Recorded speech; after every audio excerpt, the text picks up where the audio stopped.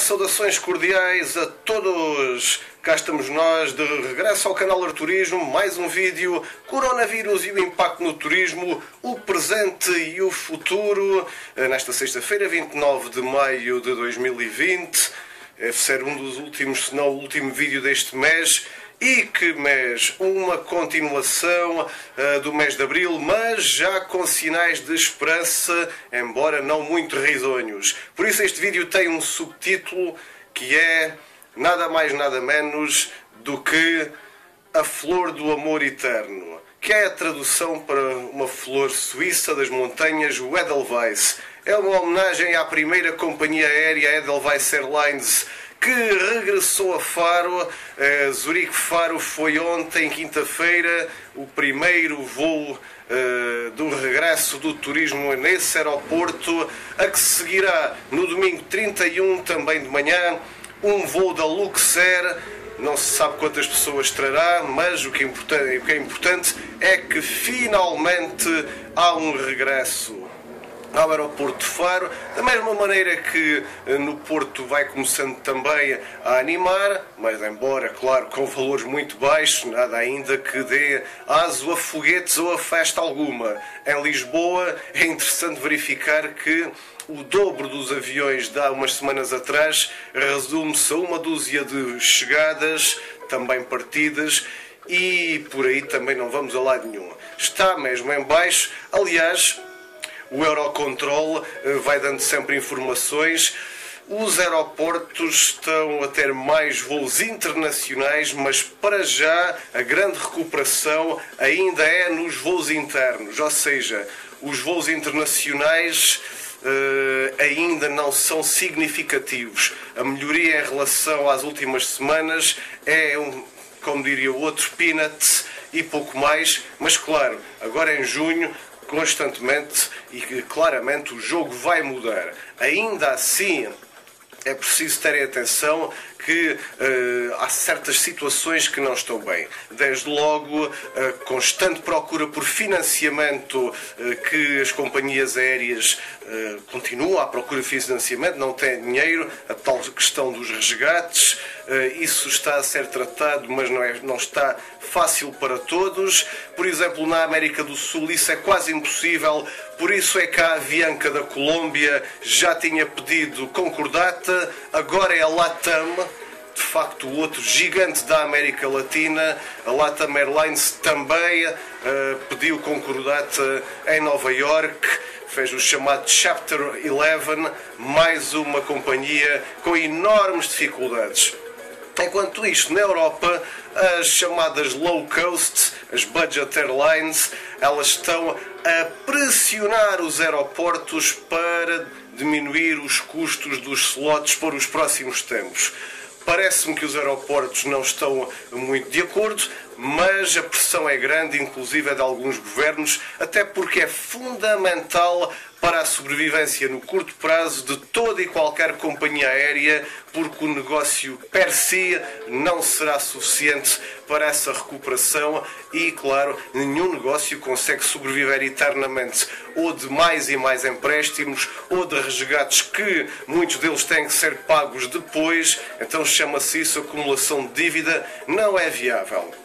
Entretanto, é por causa disso que a EasyJet já disse que ia cortar milhares de postos de trabalho, diz que a procura que se verificou em 2019 só vai voltar em 2023. Eis um aviso à navegação para os que pensam que o La La Land do turismo volta já para o ano. Pode não ser bem assim. No curto prazo, no muito curto prazo, é que as coisas ainda estão piores. A TUI no Reino Unido, recorde-se que a TUI, o gigante alemão das viagens e do turismo, tinha adquirido a Thomson e fez a TUI Reino Unido. Pois é, este operador cancelou todos os pacotes de Inglaterra para outros países da Europa, para o estrangeiro em geral, para o mês de junho, e só a partir de 1 de julho é que a TUI Fly vai levar, então a TUI United Kingdom, neste caso, vai levar passageiros de pacote turístico para destinos, vários destinos internacionais.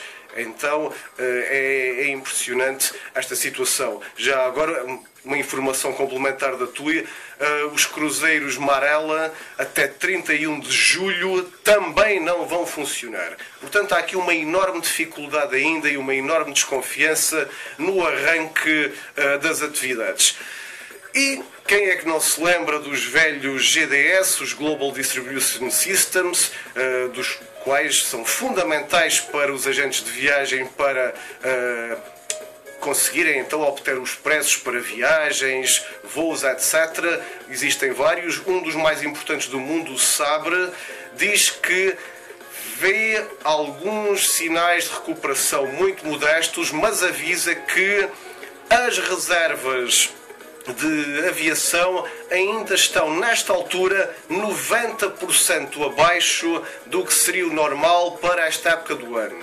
Então, houve de facto, a nível dos operadores, em abril e maio, uma grande depressão.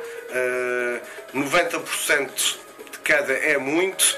E, na verdade, as reservas líquidas, ou seja, reservas menos cancelamentos, continuaram em abril e maio em território negativo devido ao facto dos cancelamentos terem-se mantido constantes, enquanto as novas reservas continuavam muito intermitentes. Não pode ser. Nos Estados Unidos, entretanto, mais um sinal de esperança.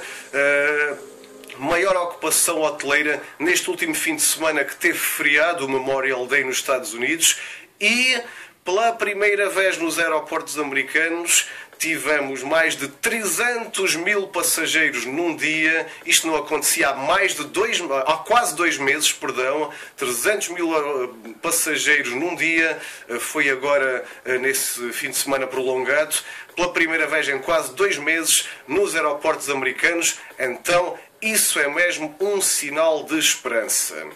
Bom, então há aqui alguns mixed signals, alguma mistura, e agora temos também esta informação muito importante de Zurab Polikashvili, que é o responsável pela Organização Mundial de Turismo das Nações Unidas, que traz cá para fora uma projeção. Pessoalmente, ele acredita numa queda em 2020 de 70% das viagens internacionais. A projeção é para 110 milhões de postos de trabalho perdidos a nível mundial no setor do turismo.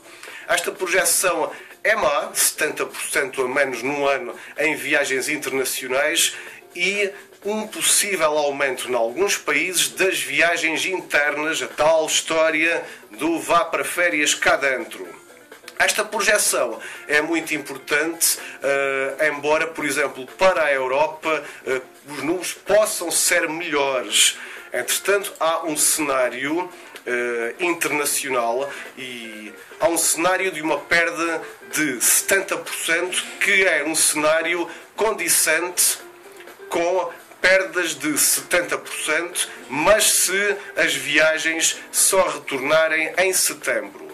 Se as viagens internacionais só retornarem em dezembro, a perda chegaria a 78%. Mas há um cenário mais favorável, perdas de apenas, e este apenas fica entre aspas, de 58%, caso as viagens internacionais recuperem a partir de 1 de julho. Ora, este é o cenário europeu, e como até no caso português as viagens vão recuperar antes, muito possivelmente as nossas perdas de viagens internacionais estejam mais perto do cenário aqui do canal Arturismo, de nem sequer atingirem os 50% de perdas. Vamos acompanhando, isto são informações muito importantes e há que ter isso em conta. Depois destas projeções das viagens internacionais, que, como se vê, são bem mais pessimistas do que as viagens nacionais, nada do que concluir este vídeo com projeções. Quem acompanha os nossos vídeos recorda-se, a 10 de março, que uma empresa, a AirDNA, tinha projeções sobre a ocupação de propriedades dos chamados short-term rentals, com base em análise de 2 grandes operadores, o Airbnb e a VRBO, que já foi HomeAway, pertence ao grupo Expedia e que são de facto dois grandes do mundo dos short-term rentals. Muito bem. Então vamos ver quais são os dados que foram atualizados entretanto em relação a Portugal. Muito bem, em relação a Portugal, nós tínhamos dito, porque eles começam este trabalho no início de fevereiro, e aí este é o tipo de mercado nosso, e não só, um pouco por toda a Europa, início de fevereiro, nada a ver com o coronavírus. Na altura tínhamos cerca de 105 mil propriedades no ar, na internet, prontas para reservas. Esse número ainda foi subindo até às 111 mil no início de março e depois começou a descer.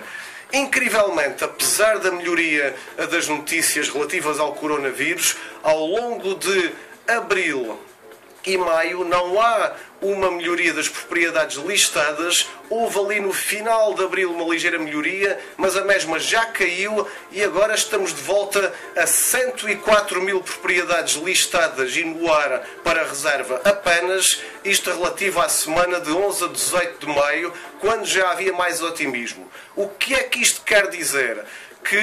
E é um valor então em linha com o do início de fevereiro. Isto significa que se confirmam os dados, muita gente desistiu então do Airbnb em Portugal, é sobretudo o Airbnb, mas também outras, muita gente desistiu. Quanto a novas reservas, o fundo foi 10 mil reservas em meados de abril. Repare-se que isto é tenebroso, porque no início de fevereiro o normal para o inverno estava a ser atingido, cerca de 40 mil reservas, pois foi sempre vindo a baixar, 30, 20 e tal, 15, 10 mil reservas apenas ali em meados de abril, que é a altura da Páscoa também. Depois começa uma longa recuperação, onde só agora, finalmente, há uma luz ao fundo do túnel. Na semana entre 11 a 18 de maio, 26 mil reservas nessas plataformas. Atenção, é o melhor valor desde meados de março, mas ainda está muito abaixo dos valores de fevereiro e muitíssimo abaixo do que seria normal nesta altura do ano. É realmente menos de metade, e isto é assim. Ainda assim,